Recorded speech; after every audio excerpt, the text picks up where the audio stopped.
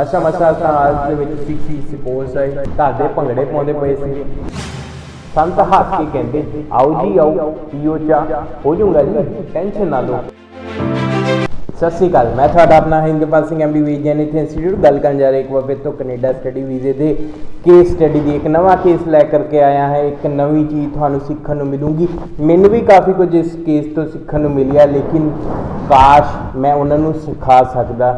ਲੇਕਿਨ ਅੱਗੇ ਸਾਹਮਣੇ ਵਾਲਾ ਸਿੱਖਣ ਵਾਲਾ ਵੀ ਹਮੇਸ਼ਾ ਚਾਹੀਦਾ ਆ ਜੇ ਅਗਲਾ ਬੰਦਾ ਕੁਝ ਸਿਖਾਉਂਦਾ ਆ। ਸੋ ਗੱਲ ਕਰਦੇ ਆ केस स्टडी ਦੀ। 12ਵੀਂ ਕੀਤੀ 2011 ਦੇ ਵਿੱਚ, ਆਰਟਸ ਦੇ ਵਿੱਚ 61% ਨੰਬਰ ਨੇ। ਉਸ ਤੋਂ ਬਾਅਦ ਬੱਚੇ ਨੇ ਦਾਖਲਾ ਲੈ ਲਿਆ BBA ਦੇ ਵਿੱਚ, ਬੈਚਲਰਸ ਬਿਜ਼ਨਸ ਐਡਮਿਨਿਸਟ੍ਰੇਸ਼ਨ। ਸੋ ਐਨੀ ਹਾਓ ਬੱਚਾ ਕਰ ਨਹੀਂ ਪਾਇਆ, ਕਹਿੰਦਾ ਮੈਂ ਕਲੀਅਰ ਨਹੀਂ ਕਰ ਪਾਇਆ। ਸੋ 3 ਸਾਲਾਂ ਦਾ ਗੈਪ ਪੈ ਗਿਆ, 2011 ਤੋਂ ਬਾਅਦ 12, 13, 14। ਸੋ 14 ਦੇ ਵਿੱਚ ਜਦੋਂ ਬ੍ਰੇਕਾਂ ਲੱਗ ਗਈਆਂ, ਹੱਥ ਪੱਲੇ ਕੁਛ ਨਹੀਂ ਰਿਹਾ। ਸੋ ਬੱਚੇ ਦੇ ਪੇਰੈਂਟਸ ਨੇ ਕਿਹਾ ਕਿ something is better than nothing, so ਤੂੰ BA ਕਰ ਲਾ, ਤੇਰੇ ਕੋਲ ਕੋਈ ਡਿਗਰੀ ਤਾਂ ਹੋਊਗੀ। ਸੋ ਜਵਾਕ ਨੇ ਦਾਖਲਾ ਲੈ ਲਿਆ BA ਦੇ ਵਿੱਚ। 2014 ਦੇ ਵਿੱਚ ਸਟਾਰਟ ਕੀਤੀ, 2017 ਦੇ ਵਿੱਚ ਖਤਮ ਕਰ ਲਈ 58% ਨੰਬਰ ਦੇ ਨਾਲ। ਉਸ ਤੋਂ ਬਾਅਦ ਬੱਚੇ ਨੇ ਆਇਲਸ ਕੀਤੀ ਆ।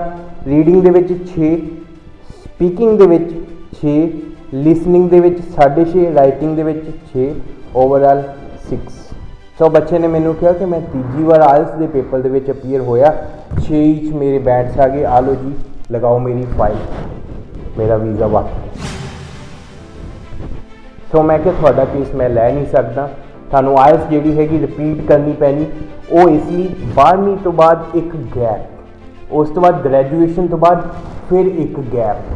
ਸੋ ਗੈਪ ਦੀ ਜਸਟੀਫਿਕੇਸ਼ਨ ਜਿਹੜੀ ਹੈਗੀ ਆ, ਜੇ ਤੁਸੀਂ ਕਰ ਸਕਦੇ ਆ ਵੈਲ ਐਂਡ ਗੁੱਡ, ਜੇ ਨਹੀਂ ਕਰ ਸਕਦੇ ਆਇਲਸ ਆਪਣੀ ਰਿਪੀਟ ਕਰ ਦਿਓ। ਆਇਲਸ ਦੇ ਕੰਪੋਨੈਂਟਸ ਦੇ ਵਿੱਚ 7 ਨੋਟ ਲੈਸ ਦੈਨ 6.5 ਅਟੇਨ ਕਰ ਲਓ, ਫਿਰ ਕਿਤੇ ਨਾ ਕਿਤੇ ਜਾ ਕਰਕੇ ਤੁਹਾਡੇ ਚਾਂਸਿਸ ਬਣੂਗੇ। ਅਦਰਵਾਈਜ਼ ਇਹ ਟਰਾਈ ਵਾਲਾ ਹੀ ਕੇਸ ਆ। ਸੋ ਟਰਾਈ ਟੂ ਗਿਆ ਆਪਾਂ ਕਰਦੇ ਨਹੀਂ ਹੈਗੇ, ਕਿਉਂਕਿ ਜੇ ਲੱਗੇ ਸਾਨੂੰ ਕੇਸ ਦੇ ਵਿੱਚ ਦਮ ਹੈਗਾ 70-80% ਅਬਿਲਿਟੀ ਹੈਗੀ ਆ ਕਿ ਹਾਂ ਬੱਚੇ ਨੇ ਮਿਹਨਤ ਕੀਤੀ ਹੋਈ, ਬੱਚੇ ਦੇ ਡੋਕਸ ਦੱਸ ਰਹੇ ਨੇ, ਬੋਲ ਰਹੇ ਨੇ, ਉਹਦੇ ਡਾਕੂਮੈਂਟ, ਕਿਉਂਕਿ ਵੀਜ਼ਾ ਆਫਿਸਰ ਦੇ ਸਾਹਮਣੇ ਨਾ ਮੈਂ ਬੋਲਣਾ ਨਾ ਜਵਾਬ ਨੇ ਬੋਲਣਾ, ਉਹਦੇ ਡਾਕੂਮੈਂਟ, ਉਹਦੇ ਐਕੈਡੈਮਿਕ, ਉਹਦਾ ਆਇਲਸ ਦਾ TRF, ਉਹਦਾ ਚੋਣ ਕੀਤਾ ਹੋਇਆ, ਉੱਥੇ ਪੜ੍ਹਨ ਜਿਹੜਾ ਉਹਨੇ ਸਬਜੈਕਟ ਜਾਣਾ, ਉਹ ਚੀਜ਼ਾਂ ਸਾਰੀਆਂ ਜਦੋਂ ਜੁੜਦੀਆਂ ਆ, ਫਿਰ ਵੀਜ਼ਾ ਆਫਿਸਰ ਕਿਤੇ ਨਾ ਕਿਤੇ ਇਹ ਡਿਸਾਈਡ ਕਰਦਾ ਹੈ ਕਿ ਇਹਨੂੰ ਵੀਜ਼ਾ ਗ੍ਰਾਂਟ ਕਰਨਾ ਚਾਹੀਦਾ ਕਿ ਨਹੀਂ ਕਰਨਾ ਚਾਹੀਦਾ। I am not a visa officer, ਮੇਰੀਆਂ ਵੀ ਕੁਝ ਐਗਜ਼ੰਪਸ਼ਨਸ ਹੁੰਦੀਆਂ ਆ। ਸੋ ਕਿਤੇ ਨਾ ਕਿਤੇ ਉਹ ਮੇ ਬੀ ਸਹੀ ਹੋਣ, ਮੇ ਬੀ ਗਲਤ ਹੋਣ। ਬੱਚੇ ਨੂੰ ਜੋ ਮੈਂ ਸੁਜੈਸਟ ਕੀਤਾ ਕਿੱਥੇ ਮੰਨਣ ਵਾਲਾ ਸੀਗਾ। ਮਸਾ ਤਾਂ ਆਇਲਸ ਦੇ ਵਿੱਚ ਸੀ ਸਪੋਜ਼ ਹੈ ਘਰ ਦੇ ਭੰਗੜੇ ਪਾਉਂਦੇ ਪਏ ਸੀਗੇ।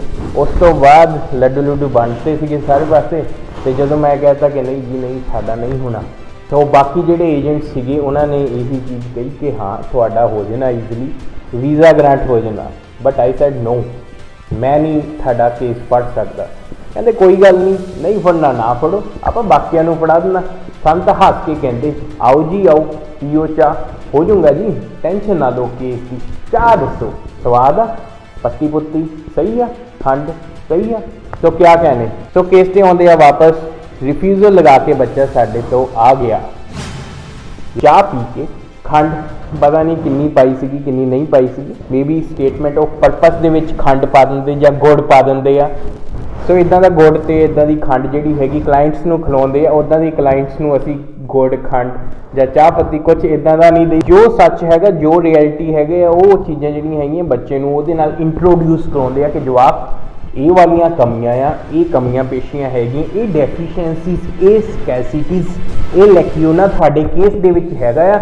ਇਹ ਚੀਜ਼ਾਂ ਨੂੰ ਤੁਸੀਂ ਅਕੰਪਲਿਸ਼ਮੈਂਟ ਕਰ ਦਿਓ, ਕਿਤੇ ਨਾ ਕਿਤੇ ਫਿਰ ਤੁਹਾਡੀ ਜਿਹੜੀ ਕੇਸ ਹੈਗਾ ਆ ਉਹ ਸਟਰੋਂਗ ਹੋ ਜਾਊਗਾ। ਸਾਡਾ ਕੰਮ ਇਹੀ ਆ ਕਿ ਵਧੀਆ ਤਰੀਕੇ ਦੇ ਨਾਲ statement of purpose, statement of intent ਨੂੰ ਤੁਹਾਡੇ ਜਿਹੜੀ ਇੰਟੈਂਸ਼ਨਸ ਹੈਗੀਆਂ ਆ, ਬੋਨਾਫਾਈਡ ਇੰਟੈਂਸ਼ਨਸ ਹੈਗੀਆਂ, ਵੀਜ਼ਾ ਆਫਿਸਰ ਦੇ ਸਾਹਮਣੇ ਲੈ ਕਰਕੇ ਜਾਈਏ ਐਂਡ ਉੱਥੋਂ ਫਿਰ ਉਸ ਬੇਸ ਦੇ ਉੱਤੇ ਵੀਜ਼ਾ ਲਈਏ। ਜਿਹੜੇ ਕੇਸ ਦੇ ਵਿੱਚ ਸਾਨੂੰ ਲੱਗਦਾ ਕਿ ਹਾਂ 70% ਕੇਸ ਠੀਕ ਹੈਗਾ ਆ, ਸੋ ਉਹ ਕੇਸ ਨੂੰ ਅਸੀਂ ਲਈਦਾ। ਜਿਹੜਾ ਕੇਸ ਹੈਗਾ 50-50 ਉਹ ਤਾਂ ਟਰਾਈ ਕਰਨ ਵਾਲੀ ਗੱਲ ਆ, ਸੋ ਟਰਾਈ ਅਸੀਂ ਕਰਦੇ ਨਹੀਂ ਹੈਗੇ। ਰਿਫਿਊਜ਼ਲ ਜਦੋਂ ਲੱਗੀ ਤਾਂ ਜਵਾਕ ਨੂੰ ਇੱਕਦਮ ਸਾਡਾ ਯਾਦ ਆਇਆ, ਕਿਹਾ ਹੋਇਆ। ਸੋ ਬੱਚਾ ਸਾਡੇ ਤੋਂ ਵਾਪਸ ਆਇਆ, ਸ਼ਰਮਿੰਦਾ ਤਾਂ ਜ਼ਰੂਰ ਸੀਗਾ, ਲੇਕਿਨ ਆਈ ਸੈਡ ਨੋ ਕੋਈ ਗੱਲ ਨਹੀਂ, ਰਿਫਿਊਜ਼ਲ ਇਟਸ ਪਾਸ, ਕੋਈ ਦਿੱਕਤ ਨਹੀਂ ਹੈਗੀ। सो बच्चा जो मेरे तो आया, मैं कि कैप्स नोट लैके आओ, कहने तो वो देख नहीं होना। फिर वही गल 6 स्कोर्स, जवाब हमारा रिफ्यूज़ल आ ही नहीं सकता, इम्पॉसिबल। वीज़ा ऑफिसर की कोई गलती होगी, पता ही नहीं, हो ही नहीं सकता, मेरा रिफ्यूज़ल तो आ ही नहीं सकता। मैंने इतनी मेहनत करके 6 कोर्स लिए, 3 साल 3 ईयर्स मैंने लगा दिए।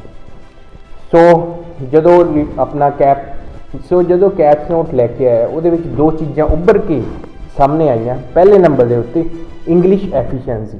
सो बच्चा परेशान ਸੀਗਾ कैप्स नोट तो बाद कि 6 स्कोर्स लैन तो बाद भी मैनू इंग्लिश एफिशिएंसी प्रूव करनी पैनी, बिकॉज बच्चे के 12वीं ਦੇ ਵਿੱਚ अंग्रेजी ਦੇ ਵਿੱਚ नंबर घट ਸੀਗੇ 45%, 50% भी नहीं। उस तो बाद BA ਜਿਹੜੀ ਕੀਤੀ ਆ ਉਹਦੇ ਵਿੱਚ ਵੀ ਇੱਕ ਲਾਜ਼ਮੀ, ਇੱਕ ਕੰਪਲਸਰੀ ਜਿਹੜਾ ਮੈਂਡੇਟਰੀ ਸਬਜੈਕਟ ਸੀਗਾ ਅੰਗਰੇਜ਼ੀ ਦਾ ਸੀਗਾ, ਉਹਦੇ ਵਿੱਚ ਵੀ ਜਵਾਕ ਮਸਾ ਖਿੱਚ ਧੂ ਕੇ ਪਾਸ ਹੋਇਆ ਸੀਗਾ। ਸੋ ਇਹ ਚੀਜ਼ਾਂ ਬੜੀਆਂ ਮੈਟਰ ਕਰਦੀਆਂ। 6 ਸਕੋਰ ਲੈਣਾ ਹੀ ਹਮੇਸ਼ਾ ਇਹ ਨਹੀਂ ਹੁੰਦਾ ਕਿ 6 ਚ ਆ ਗਏ ਹੁਣ ਸਾਡਾ ਵੀਜ਼ਾ ਤਾਂ ਵੱਟ ਤੇ ਪਿਆ, ਵੱਟ ਵੁੱਟ ਤੇ ਕੁਛ ਨਹੀਂ ਪਿਆ। ਜੇ ਤੁਹਾਡੇ ਮੁਕੱਦਰ ਦੇ ਵਿੱਚ ਹੈਗਾ, ਤੁਹਾਡਾ ਜਿਹੜਾ ਏਜੰਟ ਹੈਗਾ ਉਹ ਸੁਲਝਿਆ ਹੋਇਆ, ਸਮਝਦਾਰ ਹੈਗਾ, ਫਿਰ ਚਾਂਸ ਹੁੰਦੇ ਨੇ ਕਿ ਵੀਜ਼ਾ ਗ੍ਰਾਂਟ ਹੋ ਜਾਵੇ। ਚਾਂਸ ਹੁੰਦੇ, ਆਈ ਐਮ ਸੇਇੰਗ ਚਾਂਸ ਹੁੰਦੇ ਨੇ, ਕੋਸ਼ਿਸ਼ ਹੁੰਦੀ ਆ ਕਿ ਹਾਂ ਵੀਜ਼ਾ ਆ ਜਾਵੇ। ਬਾਕੀ ਜਦੋਂ ਬੱਚੇ ਨੇ ਕੈਪ ਨੋਟ ਕੱਢੇ ਦਿਖਾਏ, ਸੋ ਇੰਗਲਿਸ਼ ਐਫੀਸ਼ੀਐਂਸੀ ਦੀ ਮੈਨੂੰ ਪਹਿਲਾਂ ਹੀ ਪਤਾ ਸੀ। ਮੈਂ ਬੱਚੇ ਨੂੰ ਪਹਿਲਾਂ ਹੀ ਕਹਿਤਾ ਸੀਗਾ ਕਿ ਆਪਣੀ ਆਇਲਸ ਰਿਪੀਟ ਕਰ ਲਾ। ਅਨਫੋਰਚੂਨੇਟਲੀ ਬੱਚੇ ਨੇ ਆਇਲਸ ਰਿਪੀਟ ਨਹੀਂ ਕੀਤੀ। ਜਿਹੜੇ ਏਜੰਟ ਨੇ ਚਾਹ ਪੱਤੀ ਦੇ ਵਿੱਚ ਖੰਡ ਪਾਈ, ਉੱਤੇ ਉਹਦੀ ਗੱਲਾਂ ਦੇ ਵਿੱਚ ਖੰਡ ਪਾਈ, ਉਹ ਗੱਲਾਂ ਦੇ ਵਿੱਚ ਵੀ ਆ ਗਿਆ ਚਾਹ ਪੱਤੀ ਦਾ, ਉਹਨੇ ਨਜ਼ਾਰਾ ਵੀ ਲੈ ਰਿਹਾ। ਲੇਕਿਨ ਉਸ ਤੋਂ ਬਾਅਦ ਜਿਹੜੀ ਚਾਹ ਪੱਤੀ ਹੁੰਦੀ ਆ ਇਹ ਕਿੰਨੇ ਦੀ ਪੈ ਜਾਂਦੀ ਆ, ਇਹ ਉਹਨਾਂ ਨੂੰ ਹੀ ਪੁੱਛੋ ਜਿਨ੍ਹਾਂ ਦਾ ਰਿਫਿਊਜ਼ਲ ਲੱਗ ਜਾਂਦਾ ਚਾਹ ਤੋਂ ਬਾਅਦ। ਸੋ ਬੱਚੇ ਦਾ ਜਿਹੜਾ ਦੂਜਾ ਕੈਪ ਨੋਟ ਦੇ ਵਿੱਚ ਚੀਜ਼ ਸਾਹਮਣੇ ਕੇ ਆਈ, ਆਈ ਵਾਜ਼ ਐਸਟੋਨਿਸ਼ਡ, ਮੈਂ ਖੁਦ ਹੈਰਾਨ ਹੋ ਗਿਆ। ਸੋ ਉੱਥੇ ਸੀਗਾ ਇਨਸਫੀਸ਼ੀਐਂਟ ਫੰਡ। ਮੈਂ ਕਿਹਾ ਟਿਊਸ਼ਨ ਫੀਸ ਸਰ 1 ਸਾਲ ਦੀ ਭਾਜੀ, GIC ਉਹ ਕੀ ਹੁੰਦਾ? ਮੈਂ ਕਿਹਾ ਲਿਵਿੰਗ ਐਕਸਪੈਂਸਿਸ, ਰਹਿਣ ਸਹਿਣ ਦਾ ਖਰਚਾ 1 ਸਾਲ ਦਾ। ਸਰ ਉਹ ਫੰਡਸ ਸ਼ੋ ਕਰਦੇ ਸੀ। ਮੈਂ ਉੱਥੇ ਗੱਲ ਸਮਝ ਗਿਆ ਕਿ ਇਹ ਜਿਹੜੀ ਕਹਾਣੀ ਹੈਗੀ, ਜਿਹੜਾ ਲੋਚਾ ਹੈਗਾ ਇਹ ਕੀ ਹੈਗਾ। ਸੋ ਜਵਾਕ ਨੇ ਕਿਹਾ ਅਸੀਂ GIC UIC ਨਹੀਂ ਭਰੀ। ਉਹ ਕਹਿੰਦੇ ਸੀ ਕੋਈ ਗੱਲ ਨਹੀਂ, GIC ਦੀ ਲੋੜ ਨਹੀਂ ਹੈਗੀ, ਤੁਹਾਨੂੰ ਮੈਂ ਵਧੀਆ ਸਿਸਟਮ ਦੱਸਦਾ, ਤੁਸੀਂ ਫੰਡਸ ਦਿਖਾ ਦਿਓ, ਫਾਈਨੈਂਸ਼ੀਅਲੀ ਖੁਦ ਨੂੰ ਸਾਊਂਡ ਦਿਖਾ ਦਿਓ। ਉਹ ਏਜੰਟ ਨੇ ਸਾਡੇ ਤੋਂ ਇੰਨਾ ਵਿਆਜ ਲਿੱਤਾ ਐਂਡ ਕਹਿੰਦਾ ਕੋਈ ਗੱਲ ਨਹੀਂ, ਹੁਣ ਉੱਕਾ ਬੁੱਕਾ ਕੋਈ ਦਿੱਕਤ ਨਹੀਂ ਹੈਗੀ, ਤੁਸੀਂ ਇੰਨੇ ਪੈਸੇ ਦੇ ਦਿਓ, ਅਸੀਂ ਤਕਰੀਬਨ 10 ਲੱਖ ਰੁਪਏ ਤੁਹਾਡੇ ਖਾਤੇ ਦੇ ਵਿੱਚ ਸ਼ੋਅ ਕਰਾਂਗੇ। ਸੋ ਕਿਤੇ ਨਾ ਕਿਤੇ ਆਪਣੇ ਇੰਟਰਸਟ ਦੇ ਲਈ, ਵਿਆਜ ਦੇ ਲਈ ਉਹਨੇ ਜੋ ਕੀਤਾ, ਉਸ ਜਵਾਕ ਦਾ ਰਿਫਿਊਜ਼ਲ ਲਗਾਤਾ। ਕੀ ਅਸੀਂ ਗਾਈਡ ਵੀ ਨਹੀਂ ਕਰ ਸਕਦੇ ਸਹੀ ਕਿਸੇ ਕਲਾਇੰਟ ਨੂੰ? ਜੇ ਗਾਈਡ ਨਹੀਂ ਕਰ ਸਕਦੇ ਤਾਂ ਘੱਟੋ ਘੱਟ ਉਹਨੂੰ ਗਲਤ ਸਲਾਹ ਤਾਂ ਨਾ ਦੇਈਏ। ਗਲਤ ਸਲਾਹ ਦੇ ਕੇ ਆਪਣਾ ਖੁਦ ਦਾ ਭਲਾ ਕਰਕੇ ਕਿਸੇ ਦੀ ਲਾਈਫ ਜਿਹੜੀ ਹੈਗੀ ਸਪੋਇਲ ਕਰਨਾ, ਇਹ ਚੰਗੀ ਗੱਲ ਤਾਂ ਹੈ ਨਹੀਂ। ਸੋ ਉਹਨਾਂ ਨੇ ਇਹੀ ਕਿਹਾ ਕਿ ਹੁਣ ਕੀ ਹੋ ਸਕਦਾ, ਹੋਣਾ ਕੀ ਸੀਗਾ, ਇਹਦੋਂ ਆਪਾਂ ਅਪੀਲ ਤਾਂ ਨਹੀਂ ਕਰ ਸਕਦੇ, ਲੇਕਿਨ ਕਿਤੇ ਨਾ ਕਿਤੇ ਅਸੀਂ ਜਵਾਕ ਨੂੰ ਇਹੀ ਕਿਹਾ ਕਿ ਇੰਗਲਿਸ਼ ਐਫੀਸ਼ੀਐਂਸੀ ਦਾ ਜਦੋਂ ਆ ਜਾਂਦਾ ਕਿ ਤੁਹਾਡੇ ਇਹ ਕੰਪੋਨੈਂਟ ਦੇ ਵਿੱਚ ਮਾਰਕਸ ਘੱਟ ਨੇ, ਸੋ ਆਇਲਸ ਦੇ ਵਿੱਚ ਰਿਪੀਟ ਕਰਨਾ ਹੀ ਪੈਂਦਾ ਆ। ਸੋ ਬੱਚੇ ਨੇ ਕਿਹਾ ਕਿ ਹਾਂ ਮੈਂ ਆਇਲਸ ਰਿਪੀਟ ਕਰ ਲੈਂਦਾ ਆ। ਸੋ ਬੱਚੇ ਨੂੰ ਅਸੀਂ ਵੀ ਹੌਸਲਾ ਅਫਜ਼ਾਈ ਦਿੱਤਾ ਕਿ ਜਵਾਕ ਦੇਖ, ਰੀਡਿੰਗ, ਲਿਸਨਿੰਗ, ਸਪੀਕਿੰਗ, ਰਾਈਟਿੰਗ ਦੇ ਵਿੱਚ ਤੇਰੇ ਲਿਸਨਿੰਗ ਦੇ ਵਿੱਚ 6.5 ਨੇ, ਥੋੜ੍ਹਾ ਹੋਰ ਮਿਹਨਤ ਕਰ ਲੈ। ਜੇ 3 ਸਾਲ ਲਗਾਏ ਹੋਏ ਨੇ, ਇਹ ਨਾ ਤੂੰ ਦੇਖ ਕਿ 3 ਸਾਲ ਮੈਂ ਲਗਾਤੇ, ਇਹ ਦੇਖ ਮੇਰੇ ਤੋਂ 3 ਸਾਲ ਦਾ ਐਕਸਪੀਰੀਅੰਸ ਹੈਗਾ। ਸੋ 3 ਸਾਲ ਦਾ ਲਿਸਨਿੰਗ, ਰੀਡਿੰਗ, ਰਾਈਟਿੰਗ, ਸਪੀਕਿੰਗ ਦੇ ਵਿੱਚ ਐਕਸਪੀਰੀਅੰਸ ਹੈਗਾ। I am much better than the student who has only commenced 3 months ago. 3 ਮਹੀਨੇ 3 ਸਾਲ। ਸੋ ਇਹ ਬੱਚੇ ਨੇ ਮਾਈਂਡ ਦੇ ਵਿੱਚ ਲਿੱਤੀ ਗੱਲ ਐਂਡ ਅਪਲਾਈ ਕੀਤਾ, ਆਇਲਸ ਦੀ ਤਿਆਰੀ ਸ਼ੁਰੂ ਕਰਤੀ। ਸੋ ਕੋਸ਼ਿਸ਼ ਕਰੀਦੀ ਹੁੰਦੀ ਹਰੇਕ ਬੱਚੇ ਨੂੰ, ਹਰੇਕ ਕਲਾਇੰਟ ਨੂੰ ਸਹੀ ਤਰੀਕੇ ਦੇ ਨਾਲ ਡੀਲ ਕਰਕੇ ਉਹਨੂੰ ਜਿਹੜੀ ਰਿਐਲਿਟੀ ਹੈਗੀ, ਗਰਾਊਂਡ ਰਿਐਲਿਟੀ ਹੈਗੀ ਆ, ਉਹਦੇ ਨਾਲ ਵਾਕਿਫ ਕਰਾਈਏ। ਸੋ ਜਾਣਨਾ ਤੁਸੀਂ ਜਾਣੋ, ਮੰਨਣਾ ਤੁਸੀਂ ਮੰਨੋ, ਅਪਲਾਈ ਕਰਨਾ ਤੁਸੀਂ ਅਪਲਾਈ ਕਰੋ। ਲੇਕਿਨ ਜੇ ਸਹੀ ਸਲਾਹ ਲੈਣਾ ਚਾਹੁੰਦੇ ਹੋ ਤਾਂ ਇੱਕ ਹੀ ਨਾਮ, ਵੇ ਜੈਨ ਇੱਥੇ ਇੰਸਟੀਟਿਊਟ। ਬਾਕੀ ਥੱਲੇ ਦਿੱਤੇ ਗਏ ਨੰਬਰ 'ਤੇ ਸੰਪਰਕ ਕਰਕੇ ਸਾਡੀ ਐਕਸਪਰਟ ਮਾਈ ਟੀਮ ਨਾਲ ਰਾਬਤਾ ਜ਼ਰੂਰ ਕਰਾਓ।